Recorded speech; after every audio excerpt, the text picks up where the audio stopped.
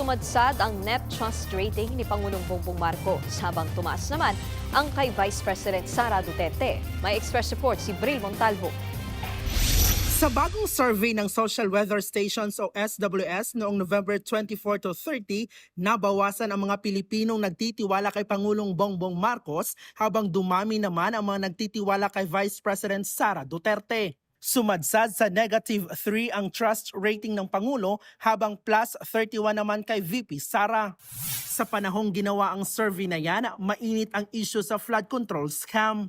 Kung babalikan ang mga nakaraang survey ng SWS ngayong taon, mapapansing pababa ng pababa ang trust rating ni Pangulong Marcos kumpara kay VP Sara.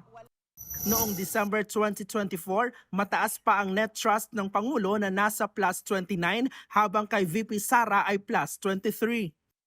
Pero pagdating ng Enero, bumaba ng 5 puntos ang net trust ng Pangulo na nasa +24 na lang. Bumaba rin ang kay VP Sara ng 4 na puntos at naging +19 na lang. Noong buwan ng Hunyo, mas bumaba pa ng 6 na puntos ang net trust rating ni PBBM na nasa +18 na lang, habang kay VP Sara dumoble sa +38. Sa panahong iyon, katatapos lang ng midterm elections kung saan 6 lang sa 11 kandidato sa pagkasenador na inendorso ng Pangulo ang nanalo. Pinagbitiw ni PBBM ang lahat ng gabinete para magkaroon ng balasahan. Sa panahon ding iyon, mainit na issue ang pag-aresto at pagsuko kay dating Pangulong Rodrigo Duterte sa ICC kahit Marso pa ito nangyari. At noong Setyembre, mas lalo pang bumaba ang net trust rating ng Pangulo sa +7 habang +25 naman kay VP Sara. Sa buwang iyon, kaliwat kanan ang mga kilos protesta kontra korupsyon. Para sa political science professor na si Jean Franco, bababa ng bababa ang tiwala ng publiko sa Pangulo kung wala siyang maipapakulong na malalaking personalidad na sangkot sa anomalya.